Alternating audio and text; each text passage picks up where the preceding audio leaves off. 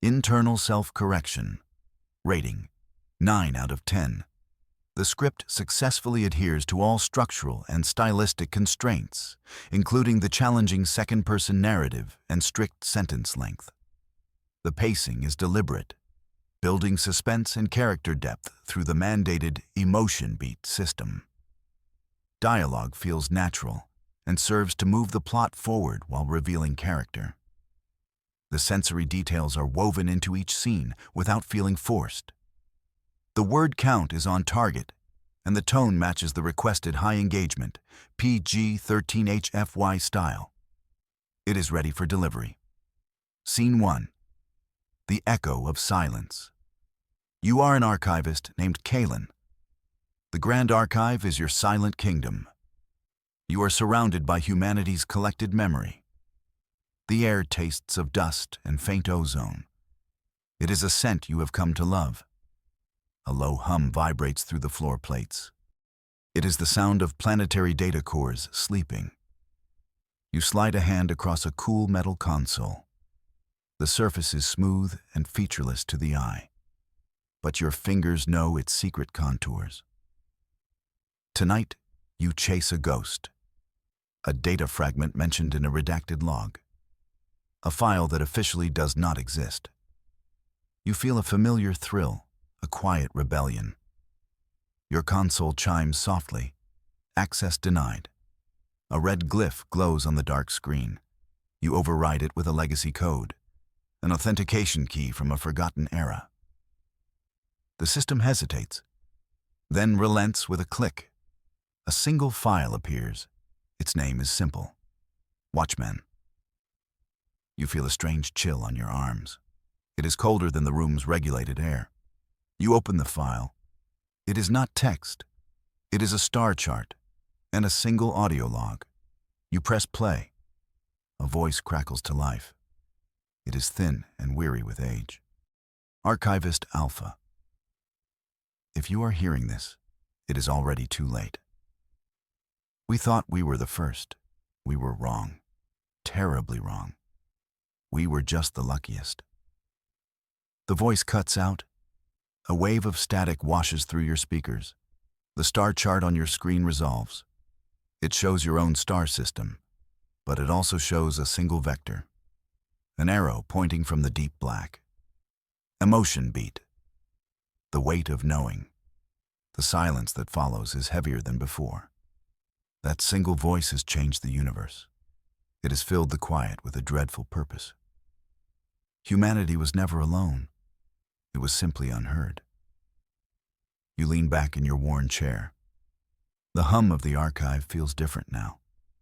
Not comforting, but vulnerable. You understand the file's name. A watchman sees what is coming. Scene 2. The first message. You stand before the High Council.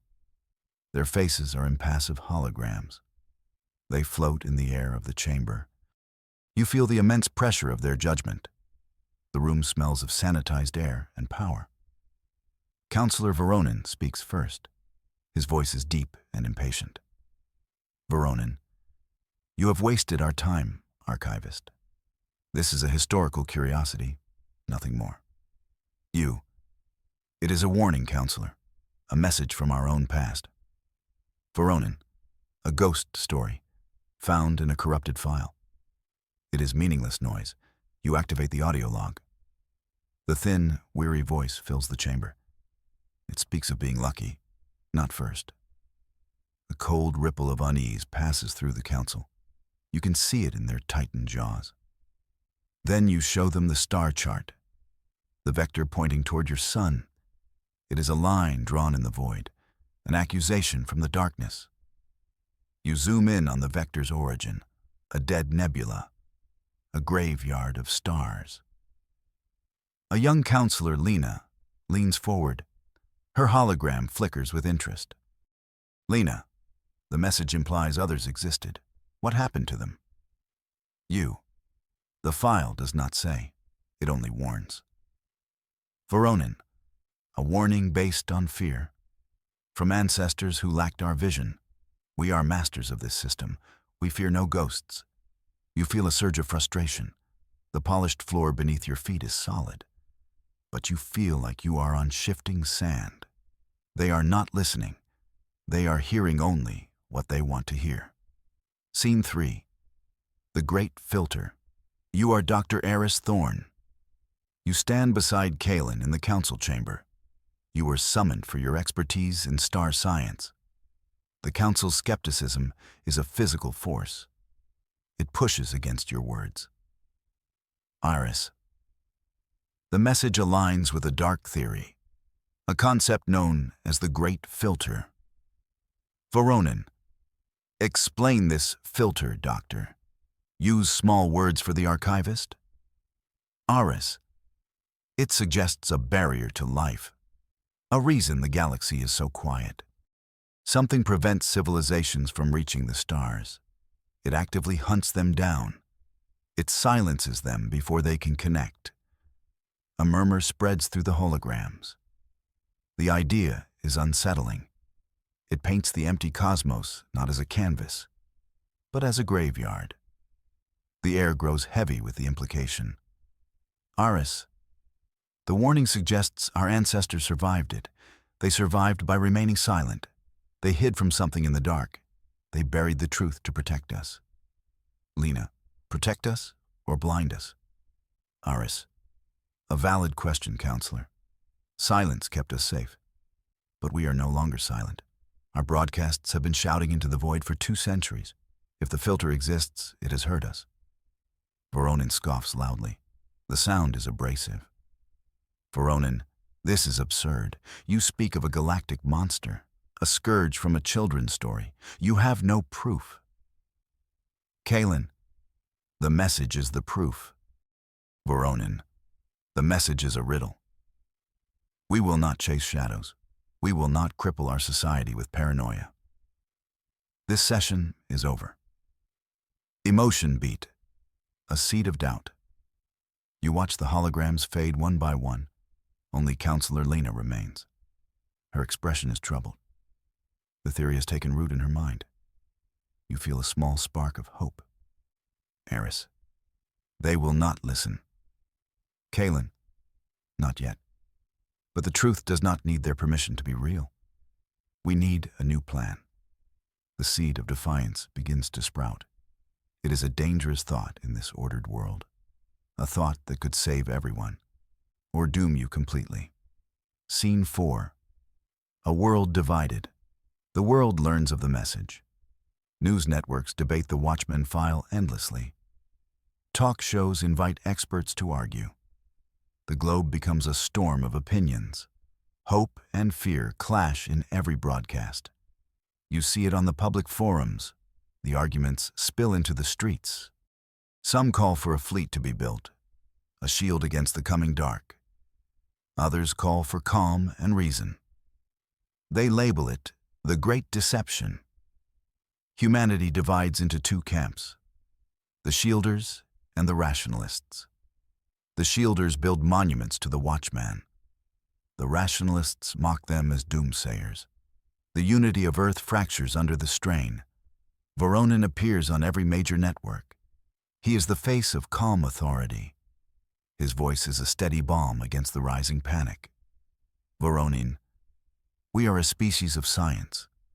We do not bow to ancient superstitions. We are strong. We are united in our progress. Do not let fear undo our great work. His words are powerful. They soothe the majority. But a dedicated minority are not convinced. They see his calm as a dangerous blindness. They know that ignoring a threat does not make it disappear. You feel the pulse of the city around you. The gentle thrum of transport systems. The distant laughter from a park. It all feels fragile now. A beautiful glass sculpture waiting for a hammer blow. The scent of rain on pavement fills the air. A storm is coming. Scene 5. The Defiant Few. You are Captain Eva Rostova. You stand in a darkened cargo bay. The air smells of ozone and welding fumes. The only light comes from a single work lamp. It casts long, dancing shadows on the walls. Before you are two people? Dr. Eris Thorne and a pilot named Jax. They are your crew. They are the only ones who answered your call. Jax, let me get this straight. We are going to borrow the Navy's flagship? The prototype vessel? Defiance? Eva, we are going to steal it, Jax. Let's use honest words here. Jax, honest words. Got it. Because this plan is honestly insane. I like it. What could go wrong? Aris, the list of possibilities is extensive. But the alternative is to do nothing. I find that far more terrifying. The floor beneath you vibrates slightly. The Defiance rests in a cradle a level above. It is a ship built for a war no one believed was coming. A warship designed with forbidden technologies. Eva, the Council refuses to act. They want to hide behind speeches. We will be humanity's shield, even if they don't want one. Our mission is to find what is out there. And if it is hostile, we will be the first to fight. Jax grins, a flash of white in the gloom. Jax, just promise me the pilot's seat has good cushions. I hate long trips with bad lumbar support. It's unprofessional. Eva, the best in the fleet, Jax, I promise. Emotion beat. The captain's burden. You look at your small team. A brilliant scientist and a reckless pilot. They have placed their lives in your hands, based on a ghost story from a dead archivist. The weight of that trust is immense. You touch the cool, rough surface of a cargo crate. This is it, the point of no return. You are committing an act of high treason to save a world that will condemn you for it. A silent prayer escapes your lips, a hope for forgiveness and for strength. Scene 6, Whispers in the Dark. The Defiance cuts through the void. Space is a silent, endless ocean of black. The ship's engines are a low, reassuring hum. Inside the cockpit, the air is clean. It has the faint metallic tang of recycled oxygen. Your target is a rumor, a whisper in old pirate logs, a hidden world called Haven, a place where outcasts and exiles gather. If anyone knows the secrets of the dark, it is them. Aris, we are approaching the asteroid field. The Veil, according to the logs. Haven is supposedly hidden inside. Eva, Jax, take us in. Quietly. No sudden moves. We don't know who is waiting. Jax, stealth is my middle name. My other middle name is Danger. My parents were very indecisive. Jax's hands dance over the controls. The large ship glides toward the dense field of rock. The asteroids drift like silent gray mountains. Some are the size of cities. Light from a distant star glints off their icy surfaces. Suddenly, a proximity alert chimes. A soft, insistent beep. Aris, I'm detecting something. A ship. It's running cold. Trying to hide. Eva. On screen, a shape resolves from behind a massive asteroid. It is not a pirate vessel. It is sleek and angular, made of a material that drinks the light. It is unlike any design you have ever seen. It just hangs there, watching. Jax. Captain? That ship doesn't look very friendly. It doesn't look like anything I've seen before.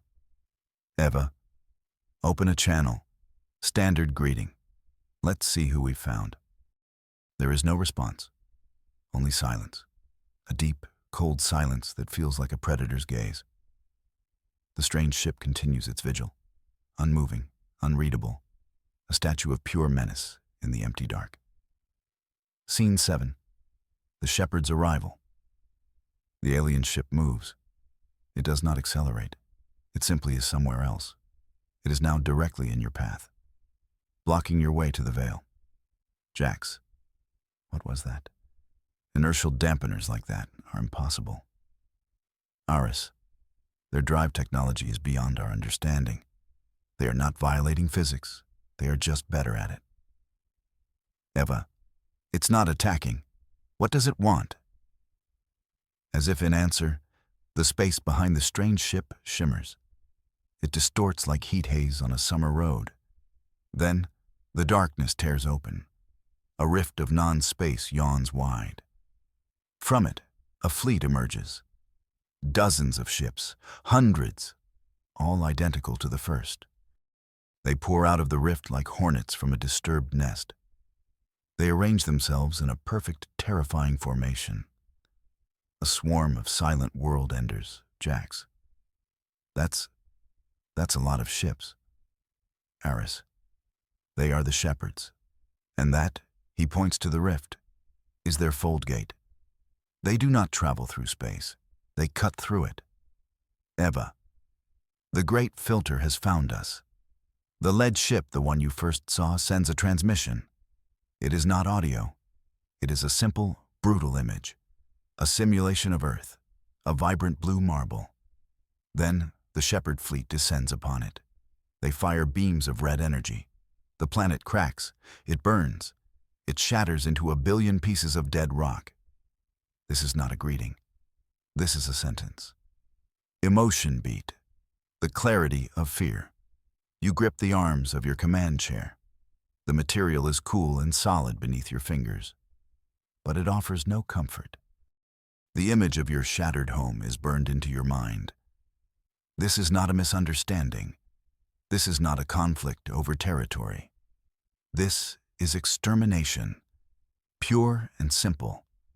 The fear is a cold fire in your gut. But it burns away all doubt, all hesitation. There is no negotiation. There is no surrender. There is only the fight. Scene 8. The cost of courage, Ava. All power to forward shields. Jax, find us a path through those asteroids. Aris, look for any weakness, anything. Jax, a path. Eva, it's a solid wall of death. Eva, then we make a door. Engage. The Defiance surges forward. Your main cannons fire. Lances of blue energy cross the void. They strike one of the Shepherd ships. The energy dissipates harmlessly against its black hull. It doesn't even leave a scratch. The Shepherd fleet returns fire, not with individual shots, but with a coordinated wave of energy. A net of red light that covers a vast section of space. It is not meant to destroy. It is meant to catch. Jax yaws the ship hard. The Defiance groans under the strain. An asteroid to your port side is caught in the net. It vanishes, not explodes. It is simply erased from existence. Jax. Their weapons don't destroy matter. They unwrite it from the universe. Aris. A containment field of impossible energy levels. We can't block it. We can't absorb it. Eva. Then we have to outrun it. Jax. A second energy wave comes. Closer this time. The edge of it clips your stern. The ship screams. Emergency lights flicker on. The smell of burning electronics fills the bridge. A voice from engineering shouts over the comm. Engineer. We've lost port engines. Life support is failing on decks 6 through 9. We are bleeding. Hope is a fragile thing. Right now, it feels like it is crumbling to dust. The enemy is impossibly powerful. Their technology treats your best weapons like toys. The first battle is a brutal, humbling lesson. You are not warriors. You are prey. Scene 9. The Ghost Protocol of. Get us into the Veil. Now, use the backup thrusters. Jax fights the controls. The Defiance limps toward the asteroid field. It is your only chance of cover. The Shepherds follow. Not with speed, but with a calm, deliberate certainty. They are hurting you. Aris, Captain, there is one option left. It is radical, and it is forbidden for a reason. Eva, I'm open to suggestions, Doctor. Aris, the Ghost Protocol. It was a theoretical strategy, designed by the first generation of AI scientists. They feared a truly overwhelming foe. This was their answer. He brings up a file on the main screen. It is a complex web of code and tactical diagrams. It details a plan that is both brilliant and horrifying. a plan that redefines the meaning of a fleet. Aris, we can't match them ship for ship, so we don't. We use drones, billions of them, small single-purpose drones that are slave to a central AI.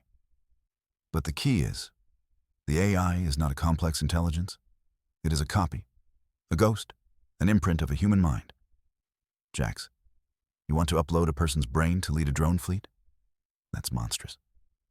Eris, it is. The process is destructive to the original mind. But that mind's instincts, its creativity, its courage, would command an armada. An armada that feels no fear and is willing to make any sacrifice. Ava, whose mind? Iris looks at you. His expression is grim. Iris, the protocol requires a volunteer, a command officer with a perfect service record, someone who understands sacrifice. The system was designed around one specific psychological profile. Yours, emotion beat, the echo of self. You stare at the screen, at the thought of your own consciousness, copied, digitized, and shattered into a billion drone ships. A ghost commanding a fleet of ghosts. It is a violation of everything you hold sacred, the sanctity of the individual mind. But you also see the image of Earth burning. You hear the calm, certain advance of the shepherds. You smell the smoke on your own bridge. The choice is not between honor and dishonor. It is between a horrifying strategy and utter annihilation. Scene 10. Humanity's last gambit, Eva. Do it. The words leave your mouth. They feel heavy. Final. Aris nods slowly. He begins to type a long string of commands. He is activating the forbidden protocol. Aris. The Defiance is equipped with a drone fabrication unit. A small one for repairs. It can build the command drone. The one that will house the Ghost AI. The rest of the fleet will have to be built back in the Sol system. Jax. You're not just going to let them copy your brain. You're sending the plan back to Earth after they ignored you? After they called you a traitor? Ava. We aren't doing this for the Council. We are doing this for the people they are supposed to protect. Transmit the Ghost Protocol data package. Highest priority. Use a quantum entanglement comm. It's untraceable and instantaneous. Eris initiates the transfer. A beam of pure data, invisible to any sensor, shoots across the galaxy. It carries with it humanity's last, desperate hope. A plan born of defiance and sacrifice. Meanwhile, the ship's fabricator comes to life. A high-pitched whine fills the air. It begins to construct a small, complex drone. It is silver and shaped like a teardrop. This will be your proxy, the vessel for your ghost. The shepherds are closing in. Their energy nets are getting closer. They scour the asteroids around you, patiently hunting. They have no idea what you have just unleashed, not a weapon, but an idea. An idea that will give humanity a fighting chance. Scene 11. A crack in the armor, Aris. The command drone is ready, Captain. The mind mapping procedure needs to be initiated from the command chair. Ava. Jax. Get us closer to that big asteroid. The one with the deep canyon. I have an idea. Jax pilots the wounded Defiance into a vast chasm on the surface of a rock the size of a moon. The ship scrapes against the canyon walls. The sound is a torturous screech of metal on stone. Eva. The shepherds are methodical. They are sweeping this field in a predictable pattern. They expect us to run or to fight. They don't expect a trap. You watch the tactical display. The shepherd fleet moves in perfect formation, a grid of death. There is no variation, no independent thought. They are extensions of a single will, and that is their weakness. Eva. Aris, when I give the order, launch the drone, and tell it to do one thing: fly straight at the lead shepherd ship, as fast as it can. Aris. it will be destroyed instantly. Ava, that's the point. The ghost isn't the weapon. The ghost is the distraction. Jax, the moment they fire on that drone, I want you to vent the plasma from our damaged engine. All of it. Directly into this canyon. Jax's eyes go wide with understanding. Jax, a plasma explosion. Trapped and directed by the canyon walls, a focused shotgun blast. Ava, exactly. Let's see how their perfect shields handle that. The lead Shepherd ship enters the canyon's mouth. You see it on the forward screen, a specter of black metal. Eva, now.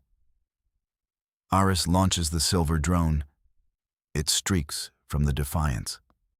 It is a tiny, brilliant spark against the darkness. The Shepherd ship fires its eraser beam. The drone vanishes. But for a single, crucial moment, the Shepherd's attention was diverted. Jax vents the plasma. A torrent of incandescent blue energy erupts from your ship.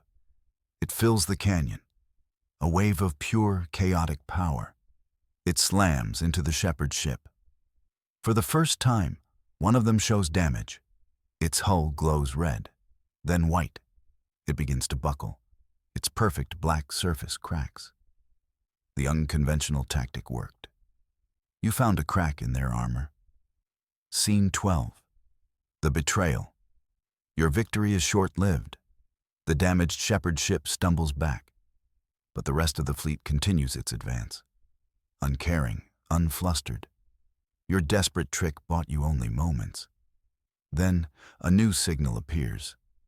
A fleet of ships drops out of faster-than-light travel. They are not human, and they are not shepherds.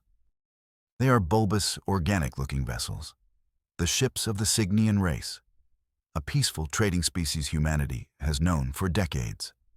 Eva, the Cygnians, open a channel. They can help us. A calm, melodious voice fills the bridge.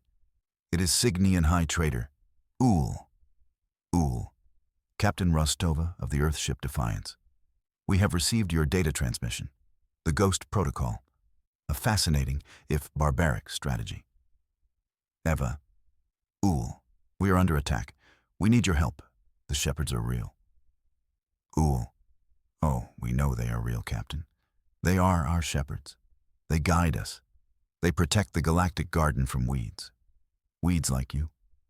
The Cygnian ships move. They do not attack you. They move to flank the Shepherd fleet. Taking up positions as if to support them, they were not arriving to help. They were the welcome party. Aris, it all makes sense now. The Cygnians trade with everyone. They map new species. Their trade routes are a web of intelligence gathering. They are the eyes of the Shepherds. They find emerging life and report it for culling. Jax, the friendly traders, the helpful neighbors. They were informants all along. The betrayal is a cold knife in your gut. Humanity was never just unheard. It was actively monitored, watched by a smiling neighbor who held the executioner's axe. The scale of the deception is staggering. The galaxy is not just empty. It is a managed, brutal ecosystem.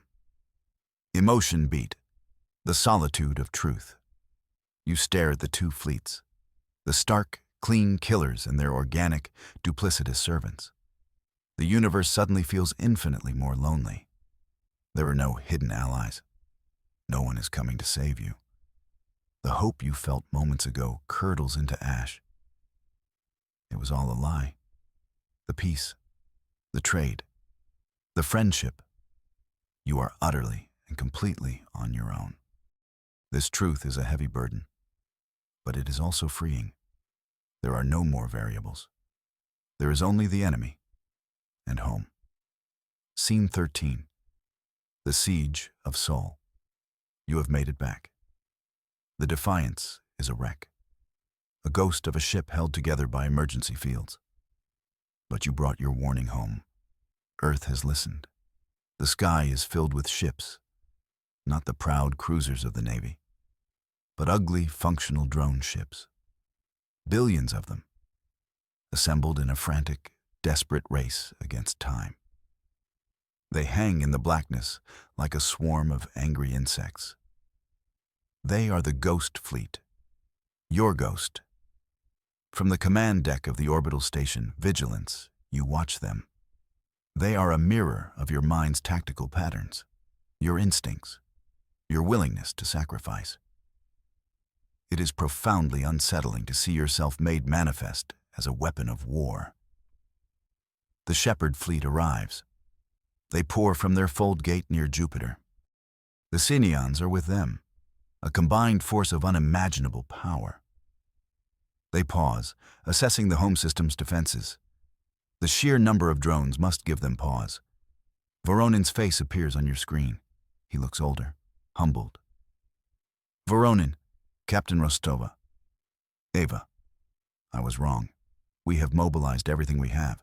The Ghost Fleet is under your command. Your Ghost's command, I should say. What are your orders? Ava, the Ghost knows what to do. It will do what I would do. It will protect Earth at any cost. The first wave of the Ghost Fleet moves, not in a charge, but in a complex, flowing pattern.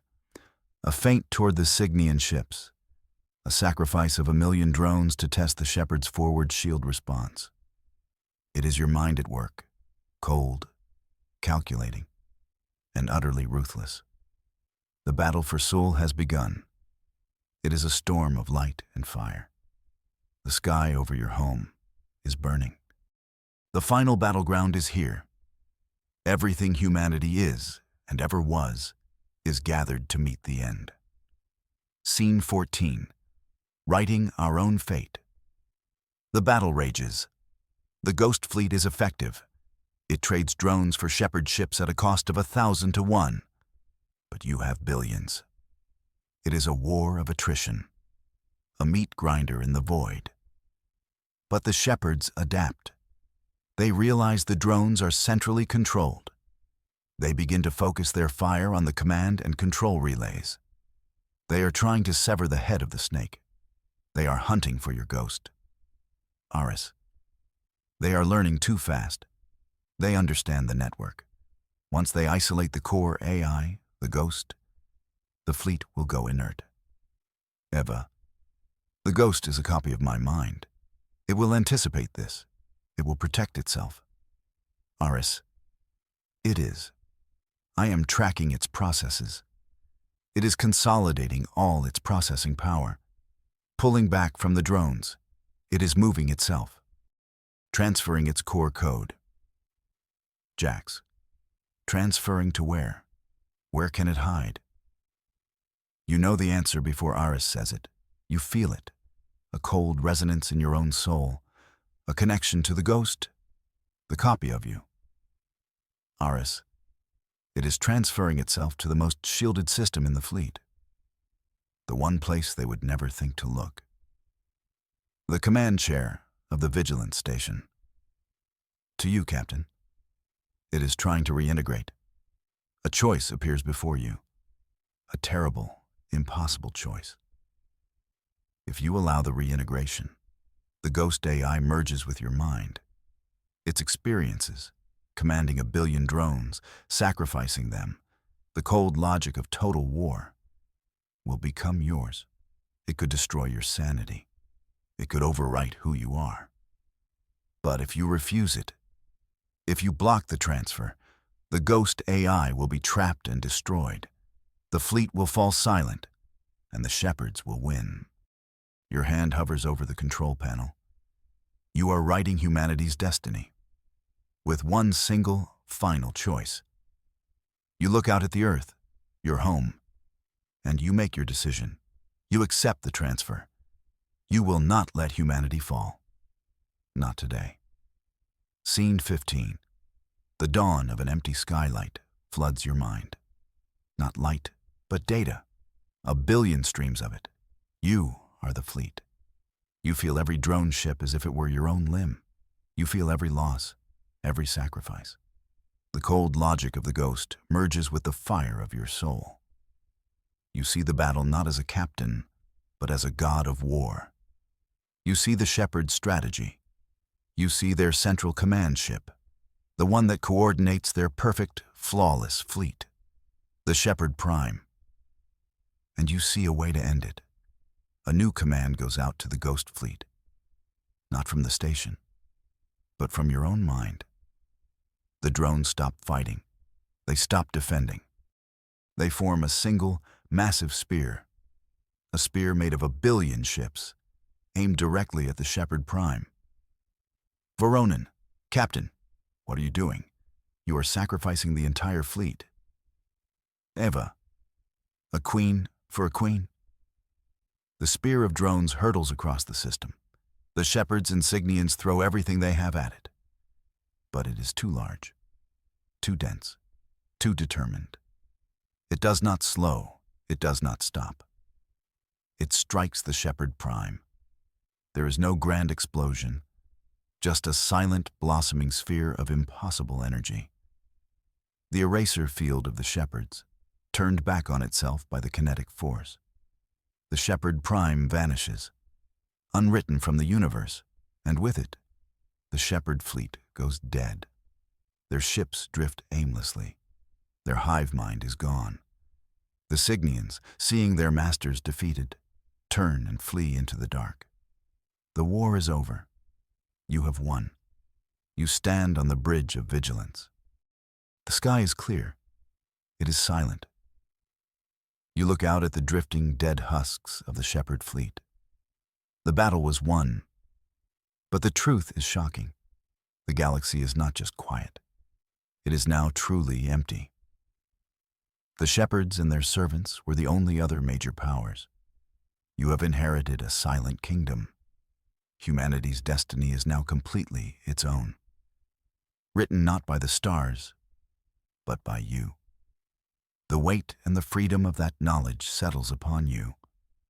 A new dawn has arrived, the dawn of an empty sky.